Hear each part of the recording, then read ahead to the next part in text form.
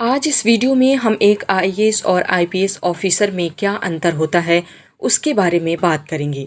क्या आप जानते हैं इनमें क्या अंतर होता है? अगर नहीं जानते हैं तो आप सही जगह पर देख रहे हैं। आईएएस और आईपीएस के बीच क्या अंतर होता है समझते हैं। भारतीय प्रशासन सेवा यानी आईएएस और भारतीय पुलिस सेवा यानी आईपीएस भारत में सबसे चुनौतीपूर्ण, जटिल और प्रतिष्ठित नौकरियों में से एक है, जो न केवल आपको अधिकार और पद दिलाती है बल्कि आपको समाज के प्रति जिम्मेदारी भी बनाती है। इंडियन एडमिनिस्ट्रेटिव सर्विस यानी आईएएस और उच्च रैंकिंग सिविल सेवा की नौकरी है जो उच्च रैंक के योग्य उम्मीदवारों को मिलती है और इन उम्मीदवारों को शुरुआत में सब डिवीज़न के स्तर पर उन्हें सबसे बड़ा अधिकारी बनाया जाता है। इसके बाद उन्हें जिला अधिकारी का पद दिया जाता है। जिला अधिकारी को कलेक्टर और उच्च राज्यों में उपायुक्त भी कहते हैं और इनकी जिम्मेदारियों में एक क्षेत्र, जिले, विभाग का प्रशासन शामिल होता है। वहीं इंडियन पुलिस सर्विस यानी आईपीएस भी सिविल सेवा की ही नौकरी है जो कि आईएएस रैंक के बाद योग्य उम्मीदवारों को मिलती है। इनकी जिम्मेदारियों में समाज में व्यवस्था बनाए रखना होता है। आईपीएस उम्मीदवार भारतीय पुलिस सेवा का अति महत्वपूर्ण अंग होता है। आईपीएस अधिकारी का पद अपने आप में ही एक पद है जो कि राज्य पुलिस और सभी भारतीय केंद्रीय सशस्त्र पुलिस बलों के कर्मचारियों को बल प्रदान करता है। प्रत्येक जिले में एक आईपीएस अधिकारी ही अधिकारियों के पुलिस अधीक्षक यानी एसपी और पुलिस उपायुक्त यानी डीएसपी का प्रमुख होता है। आईएएस और आईपीएस प्रतियोगी परीक्षाओं के माध्यम से यूपीएससी द्वारा भर्ती की जाने वाली पहली 2 अखिल भारतीय सेवाएं हैं। हालांकि दोनों ही ऑल इंडियन सर्विसेज हैं, लेकिन दोनों के बीच कुछ बड़े अंतर हैं। तो चलिए जानते हैं आईएएस और आईपीएस में अंतर। आईएएस यानी भारतीय प्रशासनिक सेवा उच्च रैंकिंग की सिविल सेवा है जो अखिल भारतीय सेवाओं के प्रशासनिक विंग के रूप में काम करती है। इसके विपरीत आईपीएस का मतलब है भारतीय पुलिस सेवा अखिल भारतीय सेवाओं की 3 शाखाओं में से एक है जिसके कैडर को केंद्र और राज्यों दोनों द्वारा नियुक्त किया जाता है। एक आईएएस अधिकारी संबंधित विभाग के मंत्री के साथ चर्चा करने के बाद सार्वजनिक प्रशासन और नीति निर्माण और कार्यान्वयन से संबंधित है।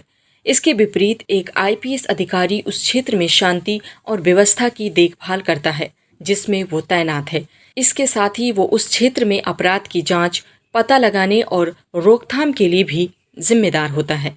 एक आईएएस का पद अधिकतर अभ्यर्थियों की पहली पसंद होती है, यानी कि परीक्षा में शीर्ष क्रम के उम्मीदवारों को आईएएस के रूप में नियुक्त किया जाता है, जबकि दूसरा सबसे पसंदीदा पद आईपीएस होता है, यानी आईएएस अधिकारी की नियुक्ति करने के बाद अगला शीर्ष क्रम आईपीएस अधिकारी के रूप में तैनात होता है। लाल बहादुर शास्त्री राष्ट्रीय प्रशासन अकेडमी मसूरी उत्तराखंड में आईएएस अधिकारी को प्रशिक्षण दिया जाता है। वहीं आईपीएस अधिकारियों को हैदराबाद तेलंगाना के सरदार वल्लभ भाई पटेल राष्ट्रीय पुलिस अकेडमी में प्रशिक्षित किया जाता है। एक आईएएस एक जिला कलेक्टर के रूप में पूरे जिले के प्रशासन के लिए जिम्मेदार होता है। इसके अलावा वो कुछ अवसरों पर अंतर्राष्ट्रीय स्तर पर भारत सरकार का प्रतिनिधित्व भी करता है, जबकि एक आईपीएस अधिकारी पुलिस विभाग का शीर्ष पदस्थ अधिकारी होता है। वो राज्य और केंद्र दोनों स्तरों पर पुलिस सत्ता को चलाता है। एक आईएएस ऑफिसर के लिए कोई फिक्स यूनिफॉर्म नहीं होती है, बस उन्हें फॉर्मल कपड़े ही पहनने होते हैं, जबकि एक आईपीएस ऑफिसर को एक निर्धारित यूनिफॉर्म पहननी होती है। जब वेतन की बात आती है तो एक आईएएस अधिकारी का वेतन तुलनात्मक रूप से आईपीएस अधिकारी से अधिक होता है। एक आईएएस उम्मीदवार अपनी ड्यूटी ज्वाइन करने के बाद दोबारा सिविल सेवा की परीक्षा नहीं दे सकता है, परंतु एक आईपीएस उम्मीदवार बाद में सिविल सेवा की परीक्षा दे सकता है। एक क्षेत्र में केवल एक आईएएस अधिकारी होता है। हालांकि अपराध के स्तर और जिले के क्षेत्र के आधार पर एक क्षेत्र में आईपीएस अधिकारियों की संख्या भिन्न हो सकती है। आईएएस और आईपीएस में कौन बड़ा है समझते हैं। आईएएस अधिकारी एक आईपीएस अधिकारी से बेहतर होता है क्योंकि एक आईपीएस अधिकारी क्षेत्र के आईएएस को रिपोर्ट करता है, लेकिन एक आईपीएस अधिकारी कभी भी आईएएस अधिकारी को सल्यूट नहीं करता है। एक आईएएस के लिए भारत में टॉप पोस्ट कैबिनेट सेक्रेटरी की होती है। ये भारत का सर्वोच्च पद है जिस पर सिर्फ एक आईएएस ऑफिसर ही तैनात किया जा सकता है। स्टेट में भी टॉप पोस्ट चीफ सेक्रेटरी की होती है जो एक आईएएस ऑफिसर होता है। यहाँ तक कि होम सेक्रेटरी के पद पर भी एक आईएएस ऑफिसर को ही तैनात किया जा सकता है। आईपीएस अपने राज्य का डायरेक्टर जनरल ऑफ पुलिस बन सकता है। केंद्र सरकार में एक आईपीएस ऑफिसर सीबीआई, आईबी तथा रो का डायरेक्टर बन सकता है। इसके साथ साथ नेशनल सिक्योरिटी एडवाइजर के पद पर भी आईपीएस की तैनाती की जा सकती है।